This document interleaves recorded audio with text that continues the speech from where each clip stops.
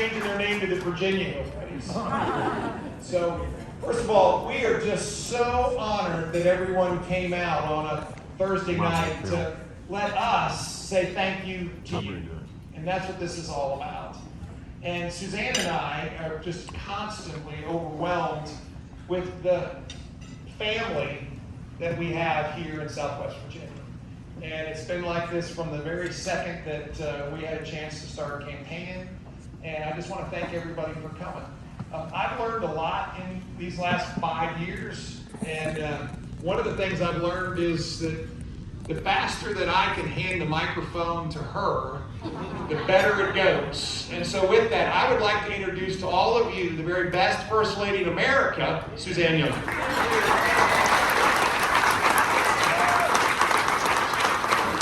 Well, I said to Glenn, I said, what should I say tonight? I don't know what to say because of these gatherings that we've been having, had the privilege to have in Richmond. We've been talking about the decor in the executive mansion, the history of the Commonwealth, and the artistry that's in the home. Many of you all may have visited. If you have not, come check it out.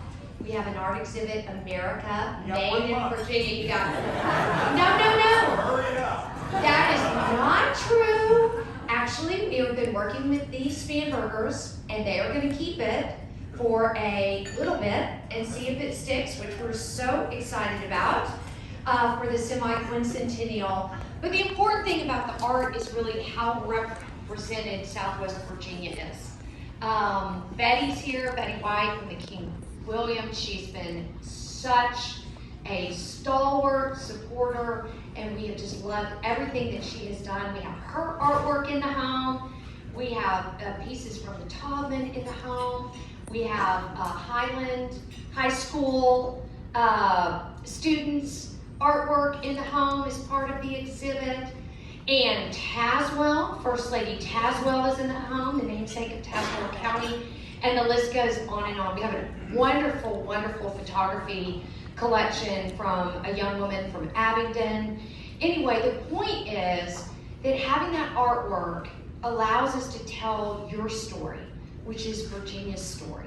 And so when people come to the home, we want them to feel included, and we want them to understand that this is a big, big, big Commonwealth with a vast array of cultures and perspectives and beauty and different natural wonders and amazing people. And so we talk a lot about you in Richmond, and so I want you to know your ears are burning. And I also just really want to say thank you.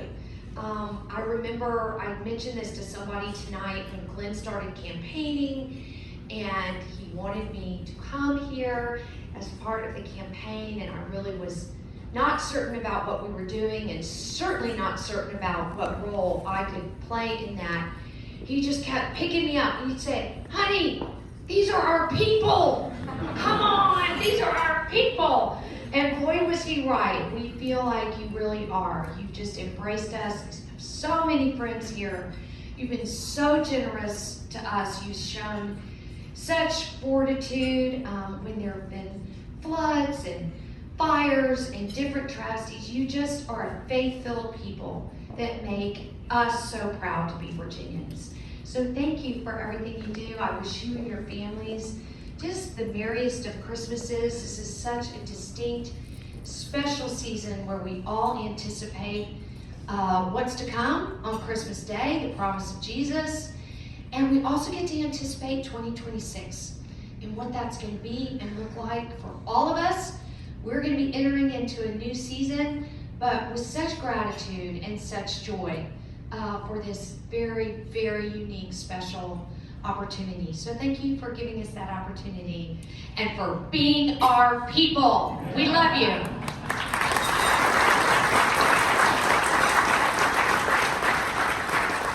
So we first want to just say thank you to all of you, but I just want to start with just a few comments about this amazing place. And I know many of you have been here before, but this place is really special to so many folks, but it's special to me. So many of my friends gather here routinely for events every now and then. They invite me to come and allow me to share a few thoughts, sometimes play golf.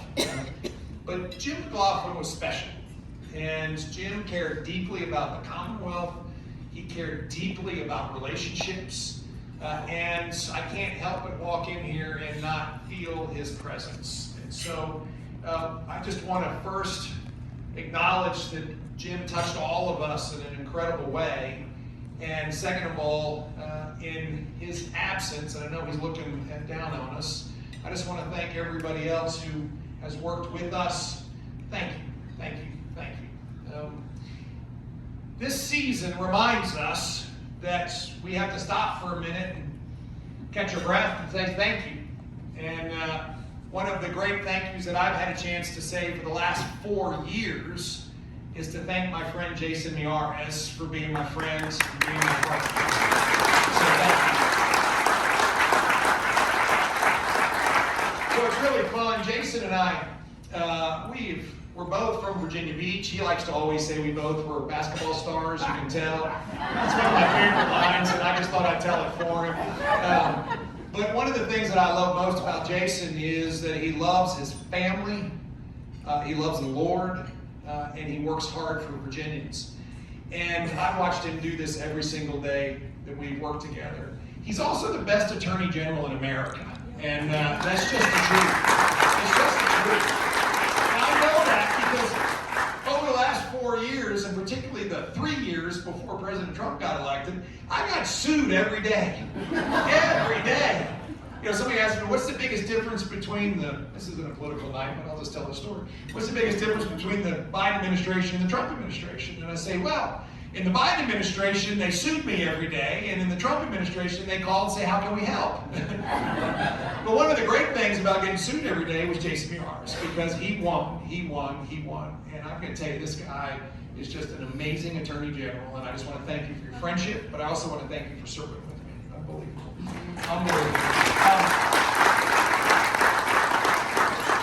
So we've had a fun day.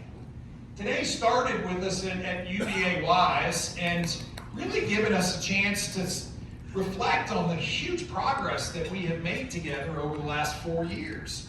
And I know that I was supposed to only take about 25 minutes, and I took more than that today because there's a lot to talk about. But at the end of the day, we all locked arms over the last 4 years, and I'm going to tell you, Commonwealth of Virginia is just soaring. And Southwest Virginia has taken huge strides. And we always talk about accelerate Southwest, and that's because Southwest was already moving fast, and we collectively wanted to go even faster.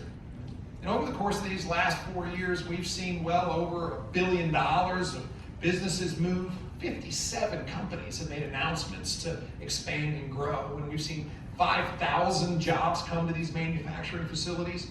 We've seen record tourism. I mean, it's amazing. You know, there's 12,500 people in Southwest Virginia that make their living out of the tourism industry, and that's just so exciting. And we're seeing people move here.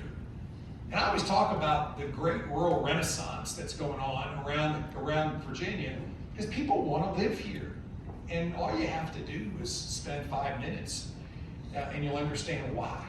Because there's something really special, really, really special.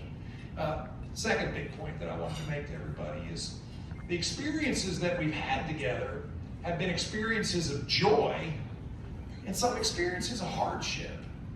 And it's during those experiences of hardship that you really get to see character of a community, and it's been unbelievable.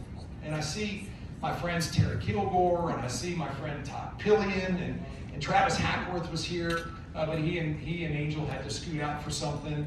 And I know that Israel is here somewhere, because Israel's everywhere. And I just want to repeat, and I say it every time I get a chance, you all are blessed with the very best delegation in Richmond of any place in the Commonwealth of Virginia. They are amazing. Just amazing. And that's because they are from here, they love you, they feel a huge responsibility to serve and to deliver, and they just get stuff done. And I have to say, there's a lot of people in this world that work hard. There's very few that get stuff done. And these folks get stuff done. I I also just wanted to reflect a little bit with all of you on where Virginia has gotten to. And I gotta tell you, the Commonwealth is winning, just winning, and it's fun to see it. You know, when we all came together 4 years ago, Virginia wasn't winning. And it was really sad for being a homegrown Virginian to see North Carolina and Tennessee and South Carolina and Georgia and Florida and Texas kind of win a lot, and Virginia come in second and third and fourth. And I just don't like that. Suzanne knows I'm a little competitive. And I really do believe that Ricky Bobby had it figured out if you're not first or last. It's just the way the world works. And so, but I also believe Virginia is just awesome. I mean, we have the best of everything. And so to not be first is just crazy to me. And we all locked arms together and said, yes, that's what we are. Virginians lead, we don't follow, and we need to lead again. And what's happened over the course of the last 4 years has been Virginians stepping into what I believe is our destiny, which is to lead. You see, this country was founded because of Virginians. The art at the mansion right now, the name of the entire exhibit is America Made in Virginia. And folks, I firmly believe this. Now, I've been saying it lots of places. I said it in South Carolina, and they didn't really cheer. I tried it in New York, and it was all crickets. And I was in Pennsylvania, and they might have snickered a little bit. But then in North Carolina, I got the best. They laughed. But then I explain why we say this. And we go through the foundational principles of this nation and the fact that they were born out of Virginia. That we hold these truths to be self-evident, that all men are created equal and were endowed by our Creator with certain unalienable rights, and among them are life, liberty, and the pursuit of happiness. That we understand that when you're at a crossroads, you have to make decisions, and I don't know what course others may take, but give me liberty or give me death. We understand that this Constitution that was framed for the first time in a nation that was built on an idea, not a geography, where we absolutely are in pursuit of a more perfect union. I mean, these were Virginians. And I have to say, just recently, we have these fabulous historical impersonators who join us on many of the things we're doing, and I was honored to be following George Washington. And we're reminded that God put those men in a time and a place for a purpose. And they were Virginians. And there's something we should all hold dear in our hearts about that. That we too were called into a time and a place that we have to continue to lead. We can't allow Virginia to fall off to the side. And that's what these 4 years have demonstrated to me. We lead. We lead, I tell you what, we can kick everybody's butt in economic development, and we can bring companies and jobs. But we lead when it really matters. We lead in reducing fentanyl overdoses, and the work that Suzanne has done over these last 4 years with our great Attorney General and so many others, and I see our law enforcement heroes here. You know, Virginia has led the nation by reducing fentanyl overdoses by 60%, which is twice the national average.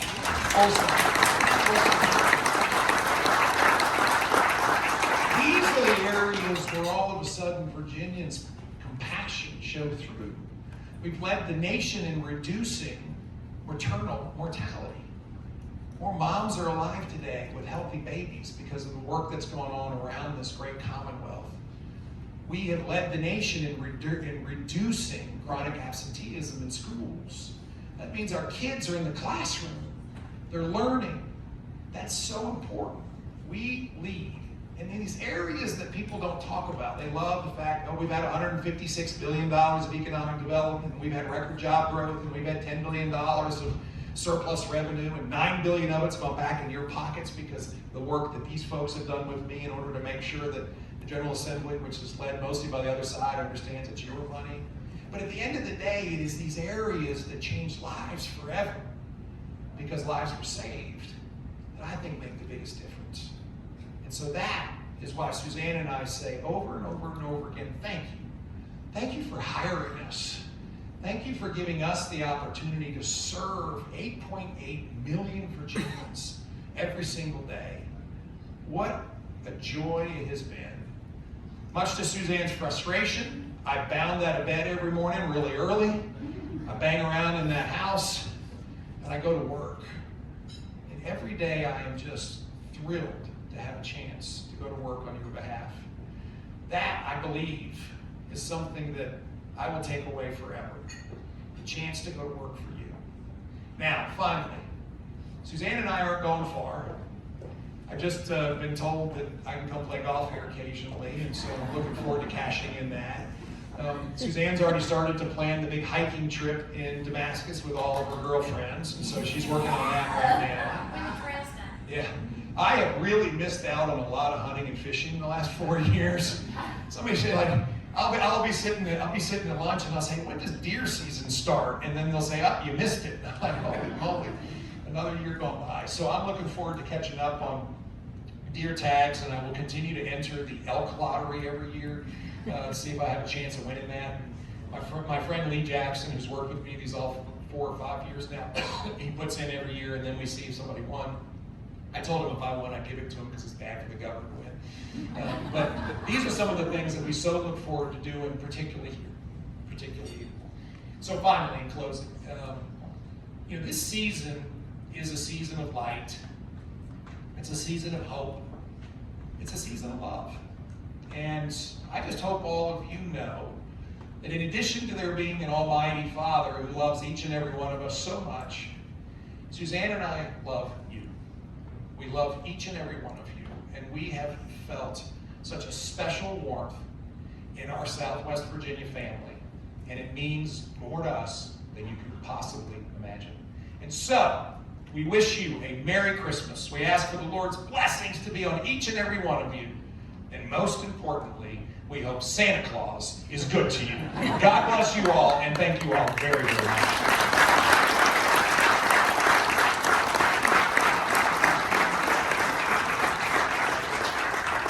One last big thank you.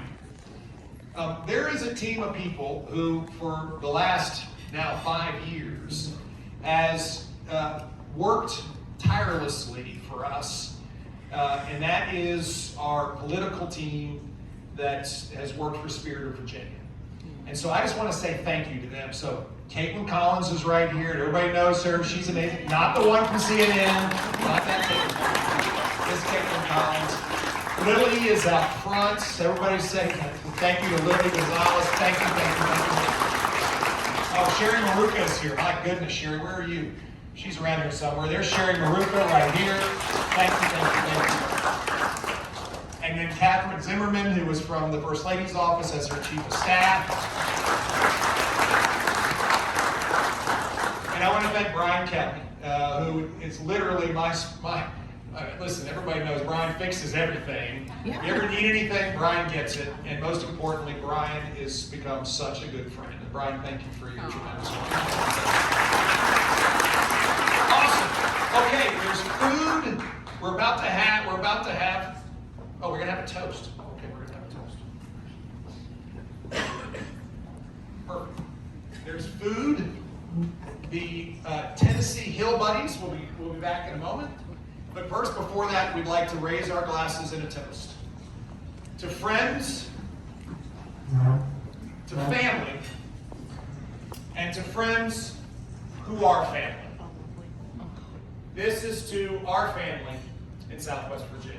God bless you all. Here.